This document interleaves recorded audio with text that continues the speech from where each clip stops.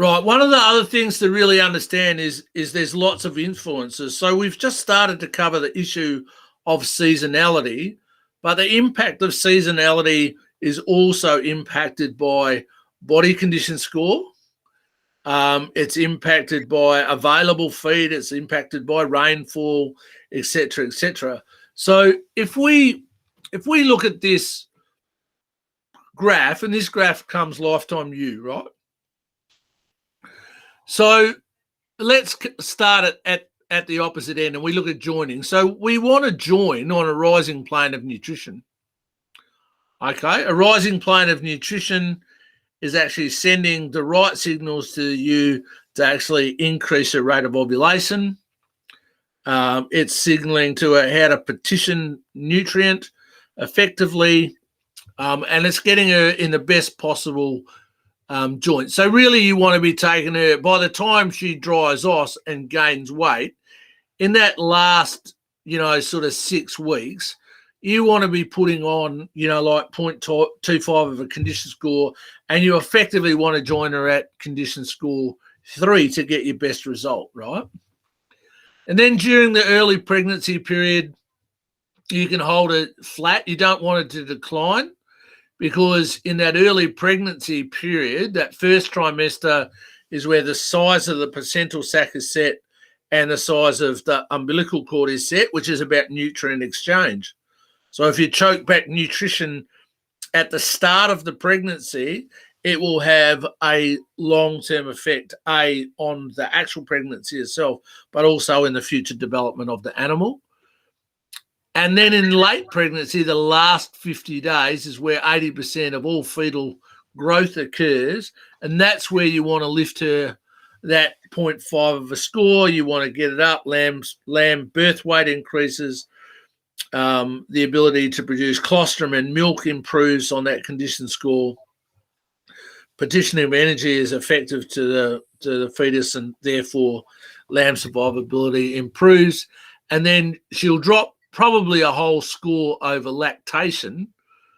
Okay, drops right down, but you only have to then, or drops down half, like a half a score, full score from 3.5, which you peaked her at to lamb, down to 2.5. So she's lost a whole condition score, but you only have to bring her up half a condition score to get her back to joining.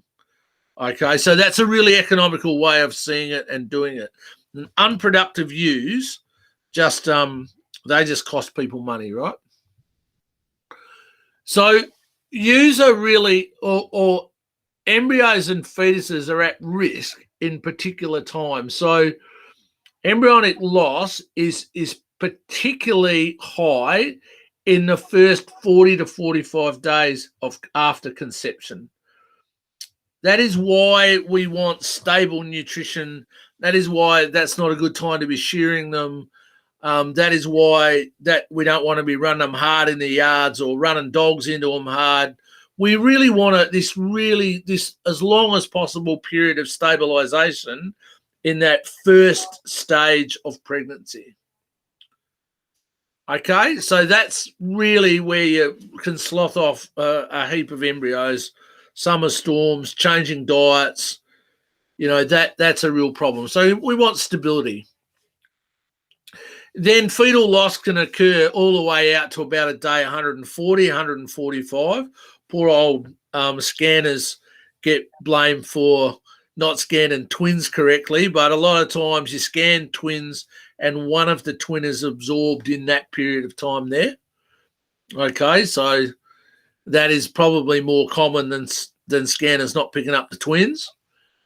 And then in that lamb survival period, when lambs are adapting out, that period of time there was determined all the way back at conception and then managing the ewe through the first 2 trimesters and specifically into the final trimester. So lamb conception and lamb survival is a byproduct of really good ewe management. And in my opinion, that's how we should view it. You'll get really good lambs if you start to forget about the lambs and you start to focus on the ewe. because the ewe is what drives it.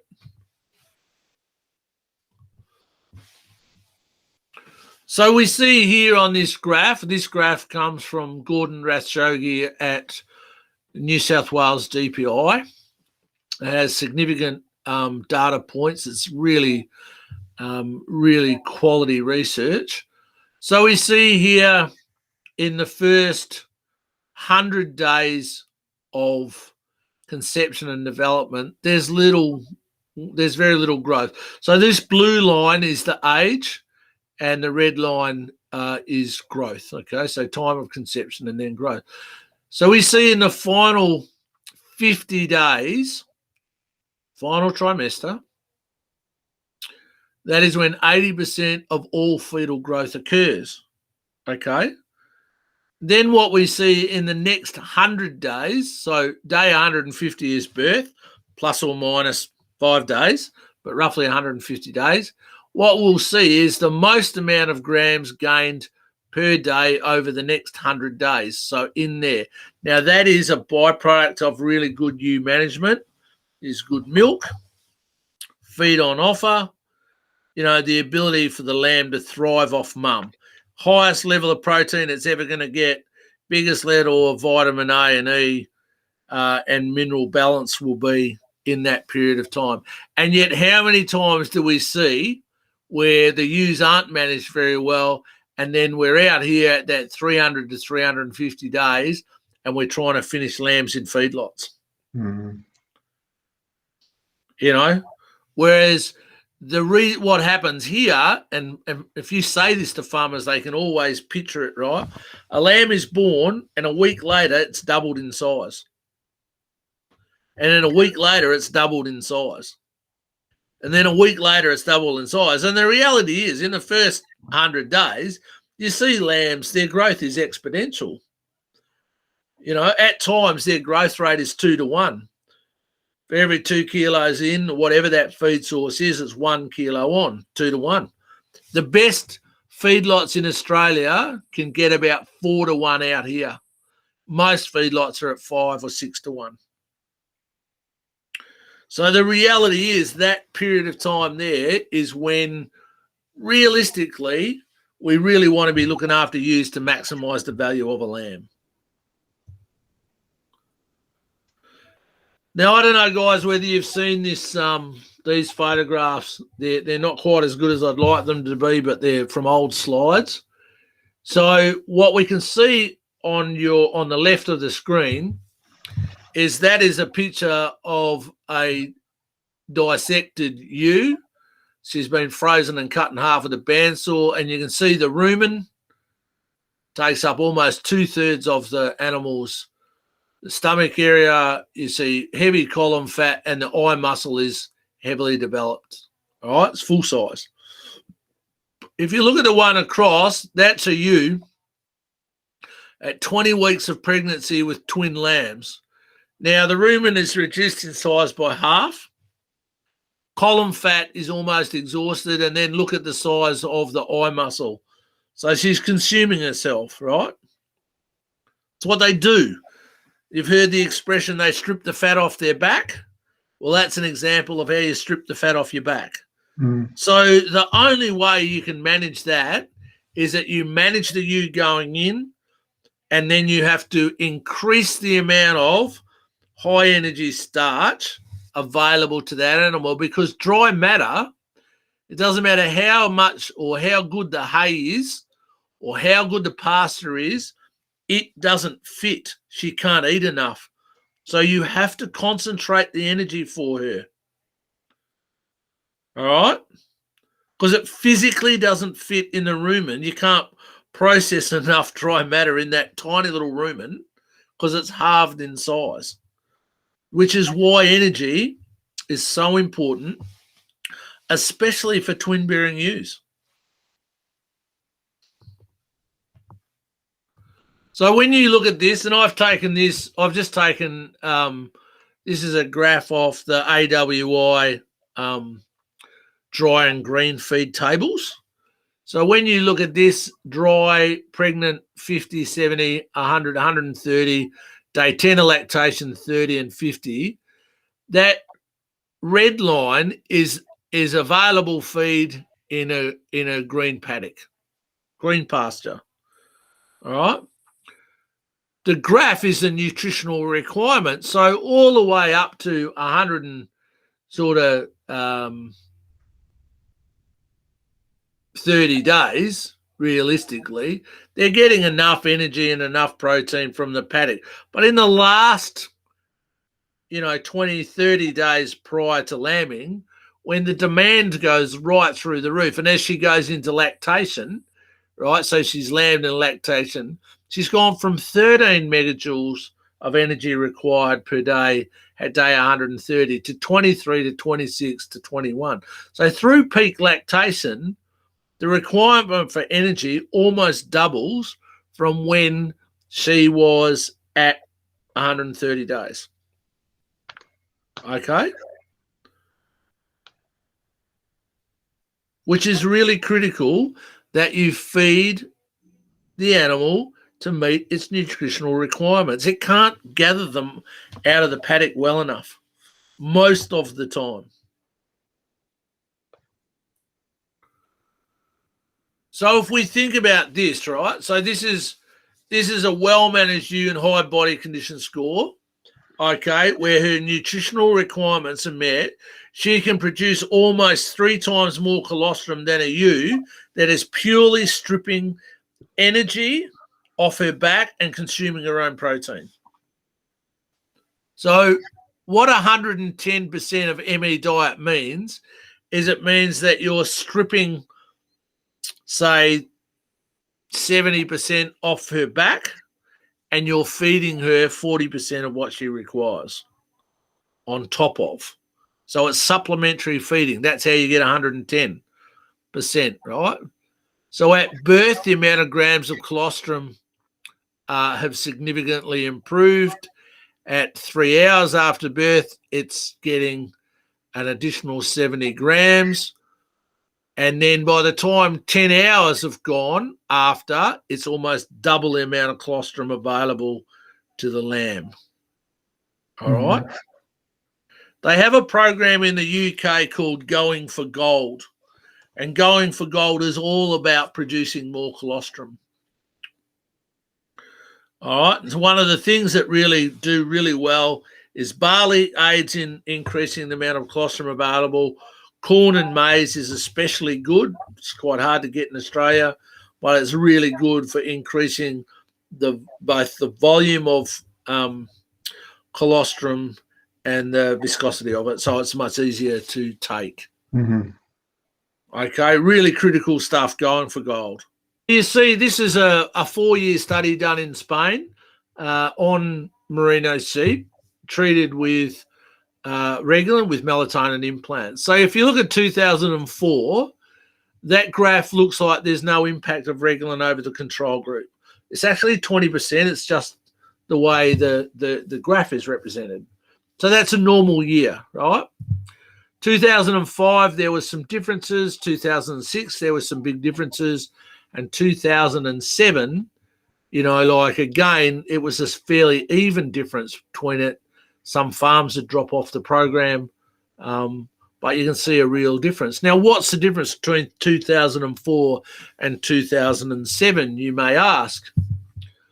Well, the difference was rainfall. So if there's a difference in rainfall, what's there a difference of? Feed on offer. So if you have a look at 2004, it was a year of 704 millimetres of rain, and the difference in conception was Regulin implanted got 87% conceived. So this is sheep pregnant. It's not lambing percentage. It's sheep pregnant.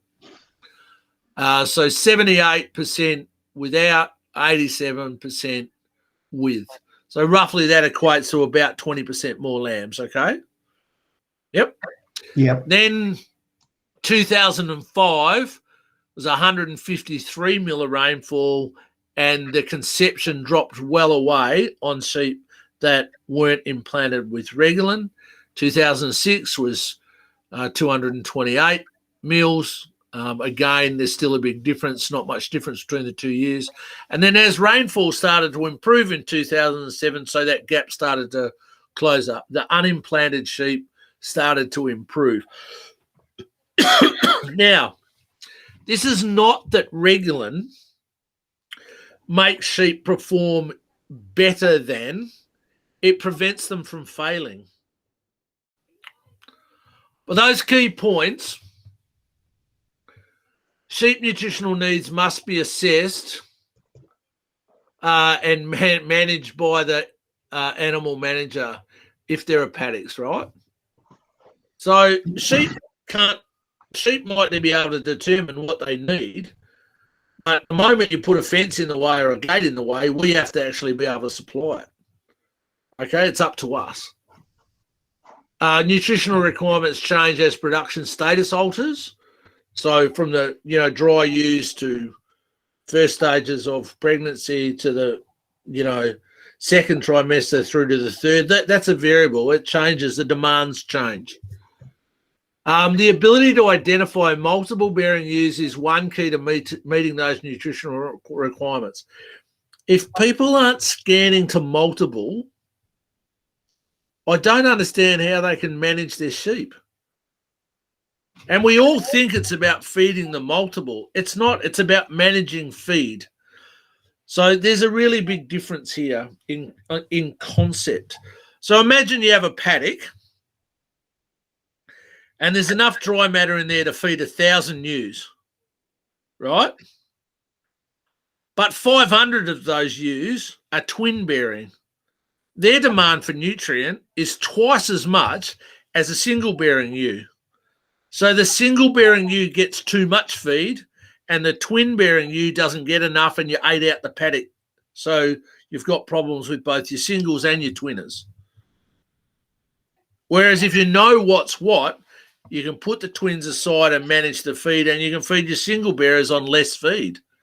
So you actually save, I think lifetime you say on separation, you save about 30% on management, 30% of dry matter available. And I may be wrong with that number, but it's pretty high. So it's really easy to overfeed single bearing ewes as it is to underfeed multiple bearing ewes.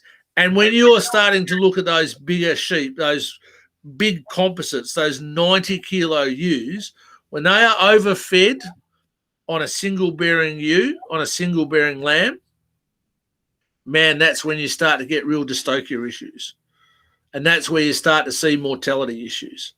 So management of sheep and lamb survivability is one of the byproducts of scanning.